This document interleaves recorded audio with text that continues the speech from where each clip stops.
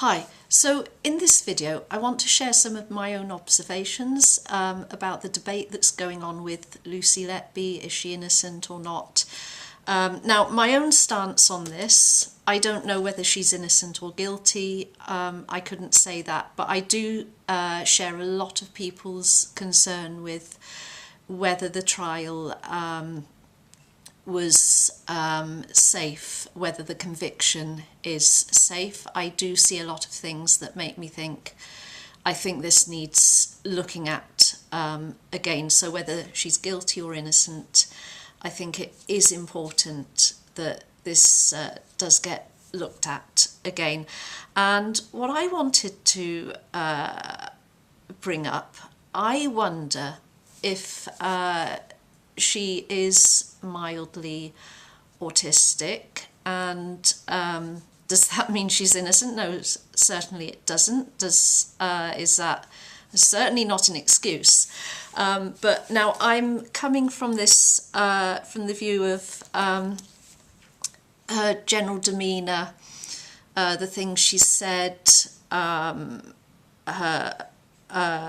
way she's behaved sometimes.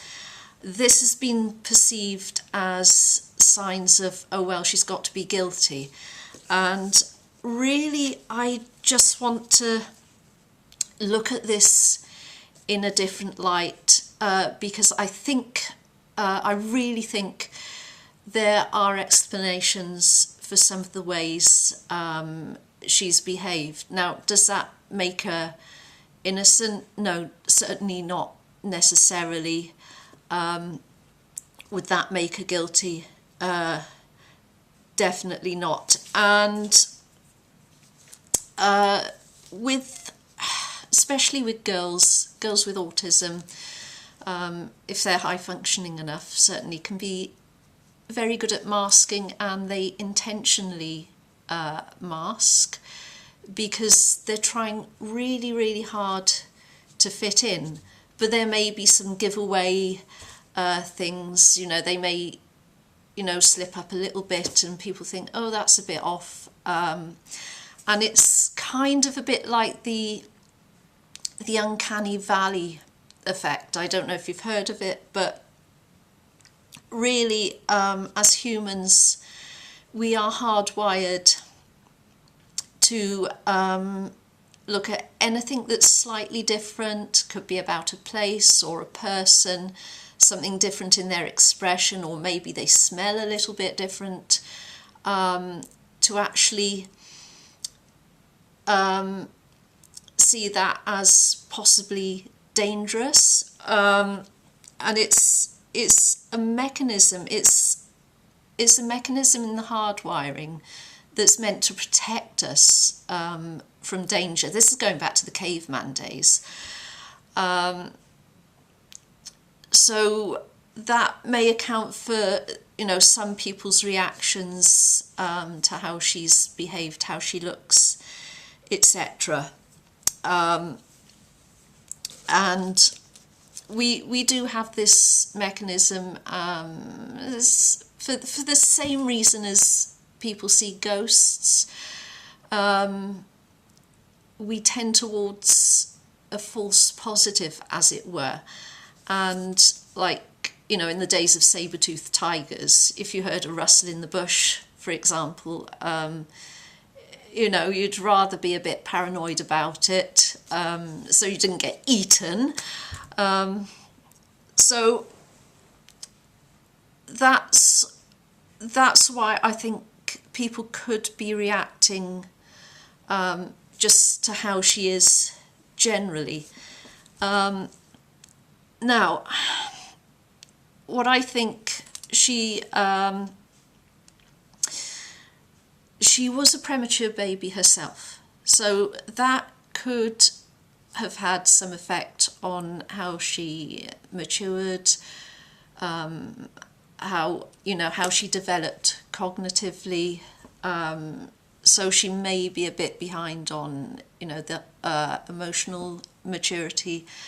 I don't know about that. But what I'm going to cover, hopefully, is generally her demeanour, her language, her facial expressions, her behaviour, communications, and how that would all tie in with mild autism. So, first of all, she was a premature baby. That could possibly, like I say, have affected how she developed. As a child, apparently she was one of the nerdy kids. She was quite quiet, a bit of a loner, hung out with the nerdy kids. That would fit in with the profile. And you know, some of the parents at the hospital commented a little bit on how she was. One said, oh, she was, you know, quite quiet, maybe a bit of a loner. Again, that would figure. So, but, you know, I bet people are saying, yeah, but she's a nurse, she's doing sociable things, and there's pictures of her, you know, out with her friends partying. Yeah, okay, autistic people can be very sociable. They, you know, they certainly can work in caring and sociable professions like nursing and teaching. But what will happen is that they will do it differently. There will be a bit of a difference. So I can imagine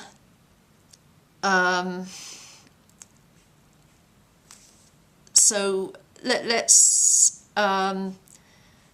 imagine just an autistic, someone with autism, not necessarily Lucy Letby, working with babies. Now you don't have to,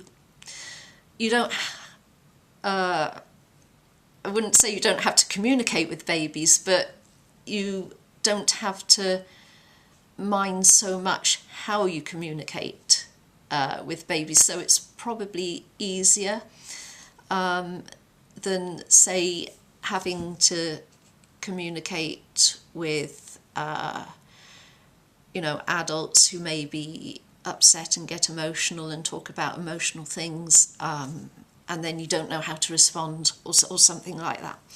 So she may have been very good at communicating that way, and being on nights out, because not every autistic person is shy. So, you know, going to the pub with your mates might have been perfectly easy, because you don't really have to do much. You just got to sit there with a drink in your hand and laugh a bit and whatever. So that could all have been possible. So there is that aspect to it. Now, what I noticed, because now I'm going to give out a shout out to Crime Scene to Courtroom, and what he does is he looks at police matters in the UK, and he looks at the evidence. So he is really, really good at collating evidence, and he reads a lot of this stuff out verbatim. He does have his own stance on it, but mostly you just get the narration of news articles or court transcripts or police reports verbatim, and I like that because you're just getting the facts. And he actually sat in the court for the Lucy Letby trial, and so he's got hours and hours of what was said in court, and there's a lot of good stuff there. And also with the police interviews. Now, one thing that does stick out is Lucy, when she's being questioned in court, she sticks to the facts. It's just, yes, no, here are the facts. She does not emote. She has an absolutely phenomenal memory. Now that is very much in keeping with autism. She does emote at other times when it's dealing with what happened at work. She is just literally sticking to the facts. She's actually very cooperative in the courtroom. And, you know, she's even, you know, at one point saying, I'm sorry, can you repeat that? Did you mean this, this, this? And she's referring to, so she's trying to make sure that her and the prosecutor are referring to exactly the same thing. She's referring to her notes, pretty much. She's very, very factual. Now, most people would just be so completely distressed about all this that, you know, you'd normally be confused and not remember everything. So that does stick out for me. And also, to me, the fact that she just says yes or no, or just replies with the basic facts. She never elaborates. That suggests to me that she could actually be being truthful. Because that is one of the things that would indicate truthfulness. But as I say, I don't know whether she's innocent or guilty. I'm just concerned about how the case, whether this actually was all done as it should have been. There's also other evidence of her just staying completely calm at crisis moments, and it could make her look really, really bad because you know, suddenly you've got a baby being really, really sick and she's not emoting or anything. Kind of, first of all, you would want the medical staff to be calm at those moments, because that is their job. But this could be